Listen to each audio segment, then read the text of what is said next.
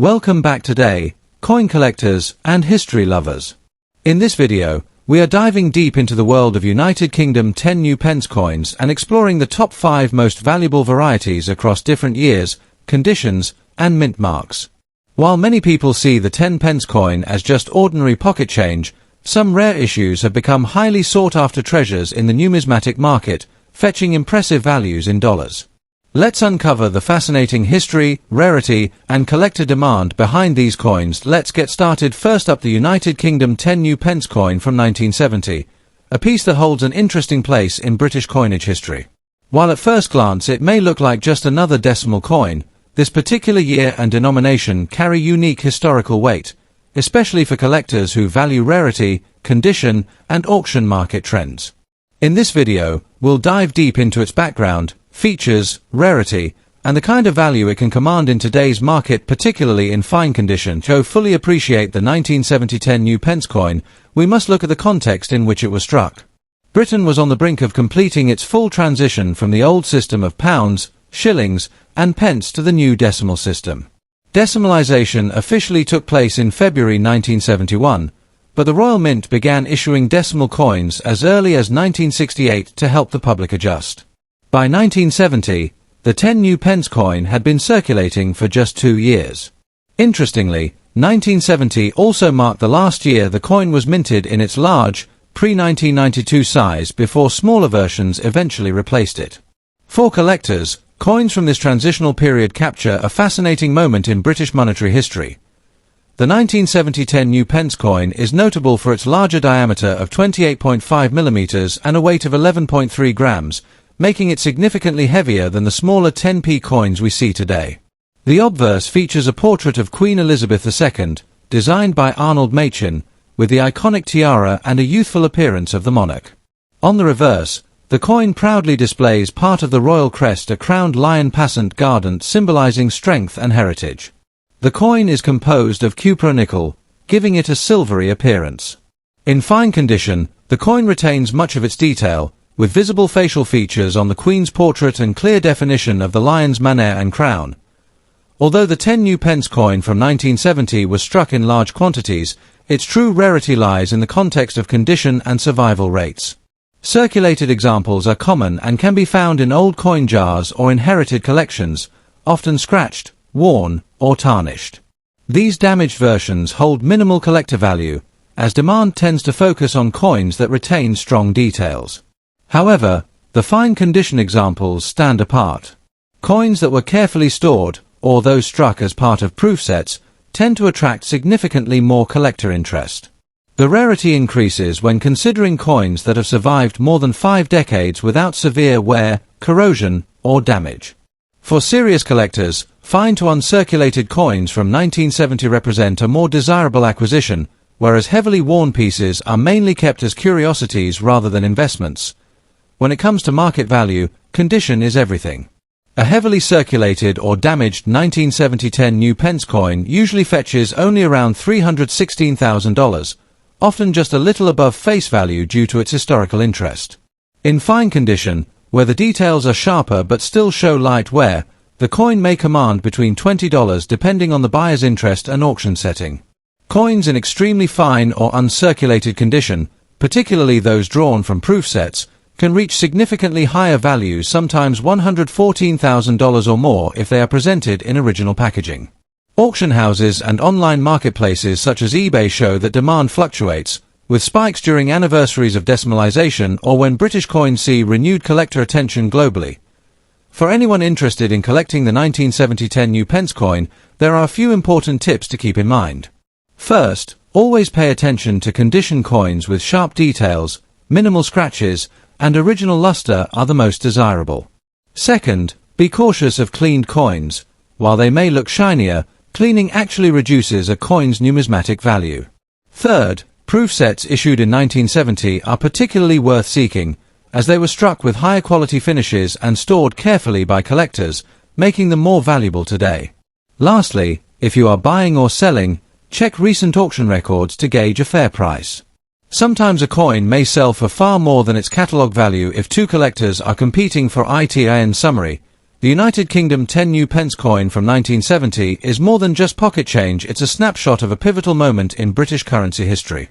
While ordinary circulated examples may not be rare or highly valuable, coins in fine condition or better stand out in the numismatic world.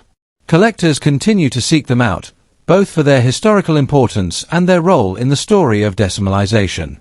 Whether you already own one or are looking to add one to your collection, this coin is a wonderful piece to hold, a reminder of Britain's transition to modern currency, and a modest but worthwhile addition to any serious collection. Next up, the United Kingdom's 10 new pence coin from 1975, specifically in circulated fine condition.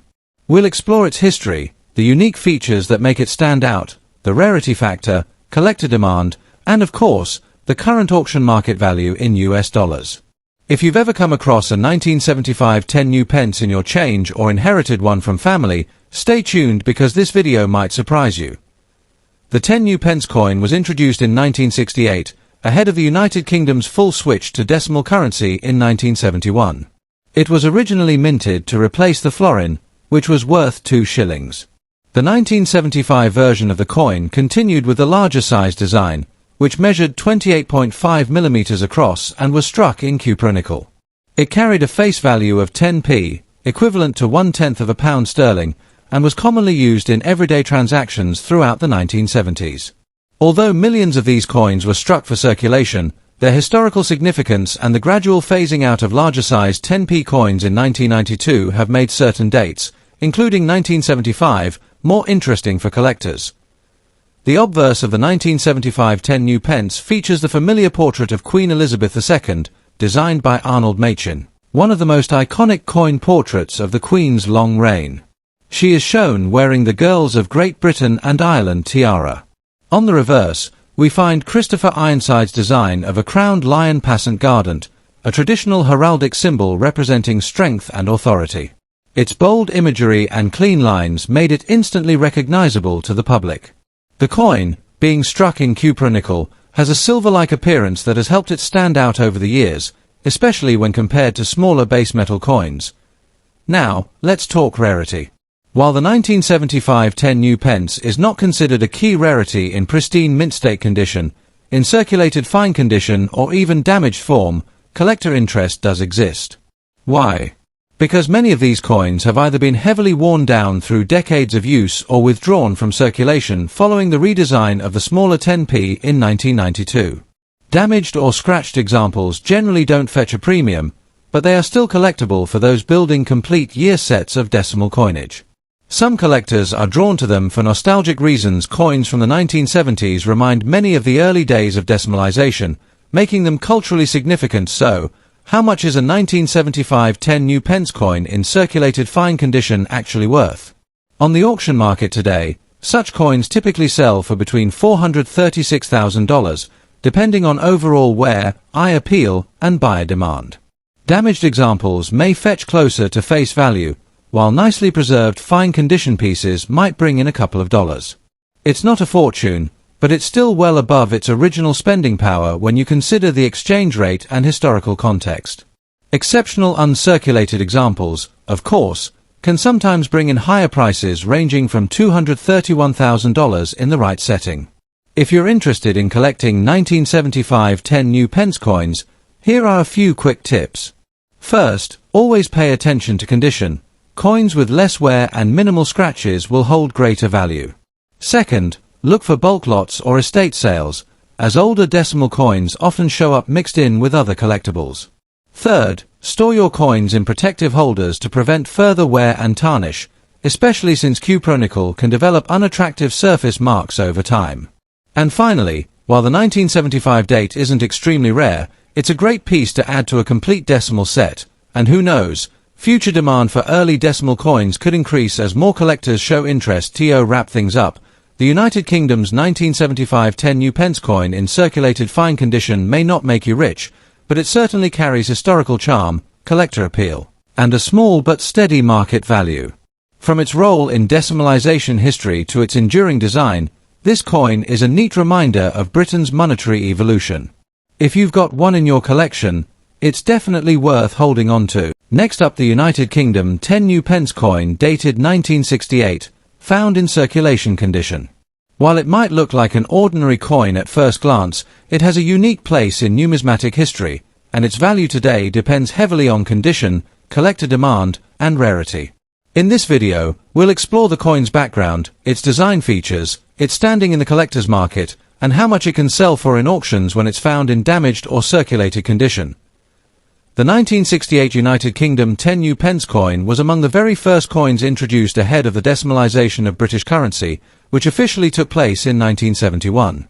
The British government began preparing for this massive transition by releasing decimal coins early, allowing the public to become familiar with them before the full switch from the old pounds, shillings, and pence system. The 1968 10 pence was equivalent to 2 shillings and was intended to circulate alongside the older currency until the full changeover.